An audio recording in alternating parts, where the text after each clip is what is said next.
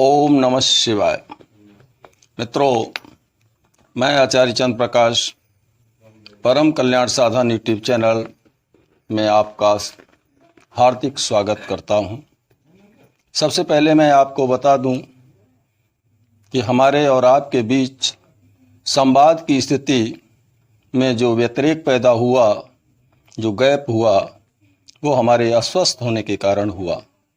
इसके लिए मैं आपसे क्षमा प्रार्थी हूँ। आज की इस वीडियो में मैं आपको बताऊंगा कि दिव्य दृष्टि क्या है, इसे कैसे खोला जाता है, खोलने से पहले साधक को क्या अनुभव होते हैं और खुलने के बाद क्या अनुभव होते हैं। दिव्य दृष्टि खोलने के समय क्या सावधानियां रखनी पड़ती हैं। कभी कभी ऐसा भी होता है कि दिव्य दृष्टि खोलने से पहले साधकों को अक्सर कोई भयंकर दृश्य किसी देवी या किसी देवता का या किसी भूत प्रेत का दृश्य दिखाई पड़ जाता है, जिससे साधक अक्सर डर जाया करते हैं और इस डर की वजह से वह पूजा पाठ करना भी छोड़ देते हैं, ध्यान धारणा भी छोड़ देते हैं। सबसे बड़ा कारण इसका ये होता है कि उन्हें मालूम नहीं है कि दिव्य दृष्टि खुलने से पहले क्या क्या दृश्य सामने आ सकते हैं। इसी के लिए, इसी के संबंध में मैं इस वीडियो में आपको गंभीरता से समझाऊंगा। इसलिए यह वीडियो आपके लिए है। अज्ञानता को दूर करने में बड़ा ही सहायक सिद्ध होगा। वीडियो को पूरा देखना, बीच में इसकी बिल्कुल मत करना, वरना आप आवश्यक जानकारी से वंचित रह जाएंगे। आप चैनल पर अगर पहली बार आए हैं तो चैनल को सब्सक्राइब करके बेल आइकन को प्रेस कर दें और इसे ऑल पर सेट कर लें, ताकि आने वाली हर वीडियो का नोटिफिकेशन आपको शीघ्र प्राप्त हो सके। चलिए बिना विलंब किए हुए मुख्य विषय पर आते हैं। मनुष्य को ईश्वर की तरफ से दो प्रकार की शक्तियां प्राप्त हैं, दो प्रकार की दृष्टि प्राप्त है। एक सामान्य दृष्टि है, जिसे हम दोनों आंखों से इस संसार की समस्त वस्तुओं को देख पाते हैं और समझ पाते हैं, परंतु इसकी एक निश्चित सीमा होती है, निश्चित क्षमता होती है, जो कि हर किसी को प्राप्त भी है। दूसरी होती है दिव्य दृष्टि। जैसा कि नाम से ही स्पष्ट होता है, दिव्य माने देवताओं जैसी, दृष्टि माने देखने की क्षमता। परमात्मा की तरफ से यह भी मनुष्य को प्राप्त है, परंतु यह सुषुप्त अवस्था में है। अक्सर हम लोग इसका लाभ नहीं उठा पाते। इसका लाभ प्राप्त करने के लिए व्यक्ति को प्रयास करना पड़ता है, क्योंकि यह दिव्य दृष्टि है तो सभी के अंदर, सुषुप्तावस्था में है। इस दिव्य दृष्टि का स्थान दोनों आंखों के बीच में है, जहां पर पुरुष तिलक लगाते हैं और महिलाएं बिंदी लगाती हैं। इसको हम दिव्य दृष्टि, घर दर, तीसरा नेत्र, शिव नेत्र, थर्ड आई आदि विभिन्न नामों से जानते हैं। साधक संसार की सभी सूक्ष्म वस्तुओं को, सूक्ष्म ध्वनियों को, सूक्ष्म देवी देवताओं के रूप को देख सकता है, सूक्ष्म लोकों की यात्रा कर सकता है, वहां की वस्तुओं को उपयोग में भी ला सकता है और लोकांतर में संपर्क करने में भी समर्थ हो जाता है। अब बात करते हैं दिव्य दृष्टि प्राप्त कैसे होती है। कौन कौन से वो तरीके हैं जिनसे हम दिव्य दृष्टि को प्राप्त कर सकते हैं। दिव्य दृष्टि प्राप्त करने के 4 तरीके प्रमुख हैं। पहला गुरु द्वारा, दूसरा देवता द्वारा, तीसरा ध्यान द्वारा और चौथा मंत्र जाप के द्वारा, बीज मंत्रों के जाप के द्वारा। इनसे हमें दिव्य दृष्टि प्राप्त होती है। अब बात करते हैं गुरु द्वारा दिव्य दृष्टि कैसे प्राप्त होती है।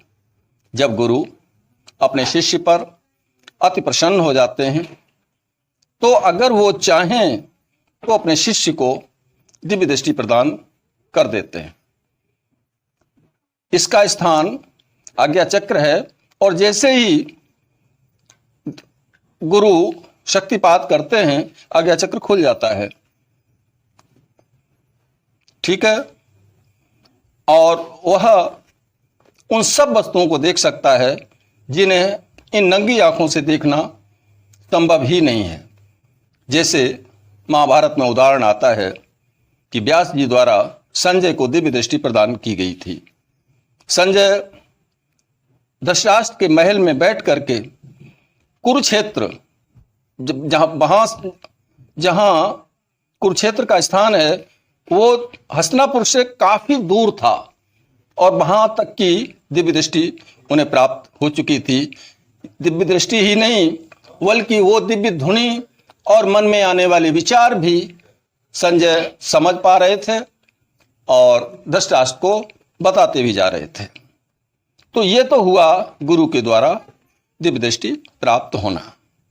अब दूसरा, किसी देवी या देवता के द्वारा दिव्य दृष्टि प्राप्त होना।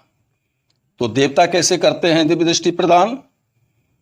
जब कोई देवी या देवता अपने भक्त के ऊपर सवारी के रूप में आते हैं तो वह व्यक्ति, उनका वह भक्त, उसका आज्ञा चक्र खुल जाता है क्योंकि वो देवी देवता आज्ञा चक्र पर बैठ जाते हैं और आज्ञा चक्र को खोल देते हैं।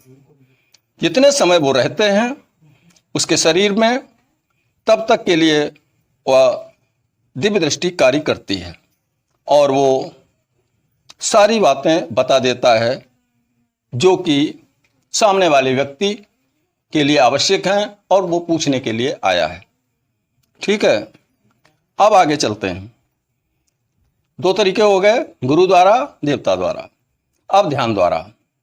ध्यान द्वारा दिव्य दृष्टि जब प्राप्त होती है तो जब व्यक्ति लगातार काफी समय तक ध्यान करता रहता है तो ध्यान से प्राप्त ऊर्जा समस्त शरीर से सिकुड़ती हुई उसके आज्ञा चक्र पर आ जाती है और उसके आज्ञा चक्र को खोल देती है। ये एक दिन का काम नहीं है, वर्षों का काम है। ध्यान के द्वारा दिव्य दृष्टि जो प्राप्त होती है वो सदैव स्थिर रहती है। ऐसा नहीं है कि थोड़े समय के लिए प्राप्त हो, काफी समय तक के लिए वो प्राप्त होती है, कार्य करती रहती है। जब तक साधक साधना करता रहता है तब तक उसको वह दिव्य दृष्टि प्राप्त होती रहती है। अब आते हैं चौथी पर, मंत्रों द्वारा। मंत्रों में अपार शक्ति है। मंत्र क्या है समझ लीजिए। मननात् त्रायते इति मंत्र, जो मनन करने पर रक्षा करते हैं वो मंत्र कहलाते हैं। दूसरी परिभाषा के अनुसार जपात सिद्धि, जपात सिद्धि, जपात सिद्धि न संशया। जब से सिद्धि होती है, जब से सिद्धि होती है, जब से सिद्धि होती है, कोई संशय नहीं है। तो जब व्यक्ति किसी मंत्र का अनवरत रूप से लगातार काफी लंबे समय तक जाप करता है तो वह मंत्र की शक्ति उसके आज्ञा चक्र को खोल देती है, उसकी दिव्य दृष्टि को खोल देती है। इसमें किसी प्रकार का संशय करने की आवश्यकता नहीं होती, किसी प्रकार का नुकसान भी नहीं होता। ये तरीका सबसे अधिक लाभकारी है और निरापद है। तो ये चार तरीके से व्यक्ति दिव्य दृष्टि प्राप्त कर सकता है। अब बात करते हैं कि जो दिव्य दृष्टि प्राप्त होती है, जब जैसे ही उसका तीसरा नेत्र खुलने को होता है उससे पहले उसे तरह तरह के अनुभव होना शुरू हो जाते हैं। साधक का स्तर सूक्ष्म होता चला जाता है, सूक्ष्म वस्तुओं को पकड़ने के लायक हो जाता है। तो सूक्ष्म लोकों में भी कई एक तल हैं, कई एक परतें हैं। जब साधक इस स्थूल जगत से सूक्ष्म जगत के पहले तल पर पहुंचता है तो वहां पर निवास होता है भूत प्रेतों का, यानी मनुष्य से ऊपर भूत प्रेतों का निवास है, वो उनका लोक है। जैसे ही साधक की स्थिति, साधक की चेतना वहां पर पहुंचती है तो उन भूत प्रेतों के दर्शन होना शुरू हो जाते हैं। ये दर्शन जब होते हैं तो साधक भयभीत हो जाता है। आंख बंद करने पर भी दिखाई देते हैं और आंख खोलने पर भी दिखाई देते हैं। ऐसी स्थिति जब साधक के सामने आती है तो साधक भयभीत हो जाता है, सोचता है कि कहीं मैं गलत रास्ते पर तो नहीं जा रहा। लेकिन मैं आपको बता दूं कि आपकी गति ऊपर हो रही है, आपकी दिव्य दृष्टि जागृत हो रही है। यह कुछ समय तक ही रहेगा। जैसे ही आप इस तल को पार करेंगे, ऊपर दूसरे तल पर पहुंचेंगे, तो वह लोक जो बताया गया है वो पितरों का लोक होता है। वहां पर सौम्य आकृतियां देखने को मिलती हैं। साधक साधना करता चला जाता है, देवलोक में पहुंचता है जब, तब उसे देवताओं के दर्शन होना शुरू हो जाते हैं। उसमें उसे अपने इष्ट के भी दर्शन हो सकते हैं, अन्य देवी देवताओं के भी दर्शन हो सकते हैं। ये उसकी दिव्य दृष्टि की शक्ति पर निर्भर करता है कि उसकी दिव्य दृष्टि की ताकत कितनी बढ़ चुकी है, यानी एकाग्रता कितनी ज्यादा हो चुकी है, ध्यान में वो कितना परिपक्व हो चुका है। इन सब बातों के आधार पर ही ये निश्चित किया जा सकता है कि साधक का स्तर अब किस लोक पर है, वो कहां तक उसकी गति हो सकती है। साधक लगातार गति करता चला जाता है और लगातार गति करने में उसको दिव्य धुनी, दिव्य दृष्टि, दिव्य वस्तुएं, दिव्य गंधें, दिव्य पर्यावरण कह सकते हैं हम उसको, सबका साक्षात्कार उसे होने लगता है। आंख बंद करते ही वो उस लोक में पहुंच सकता है और वहां जिस देवी या जिस देवता से संपर्क करना चाहता है वहां कर सकता है और तुरंत ही वापस भी आ सकता है। लेकिन ये सब जो मैं आपको बता रहा हूं, ये कहने में बड़ा सरल है लेकिन करने में उतना ही कठिन है। जब तक हमारी चेतना पैर के तलवों से लेकर के सिमट कर आज्ञा चक्र पर इकट्ठी नहीं हो जाती, दिव्य दृष्टि नहीं खुलती। जब सारी चेतना इकट्ठी होकर के इस थर्ड आई पर आ जाती है तो उसकी दिव्य दृष्टि खुल जाती है। वीडियो लंबा होने जा रहा है, इसके लिए इसे मैं बीच में ही रोक रहा हूं। आगे मैं आपको फिर बताऊंगा। तब तक के लिए ओम नमः शिवाय, ओम नमः शिवाय, ओम नमः शिवाय।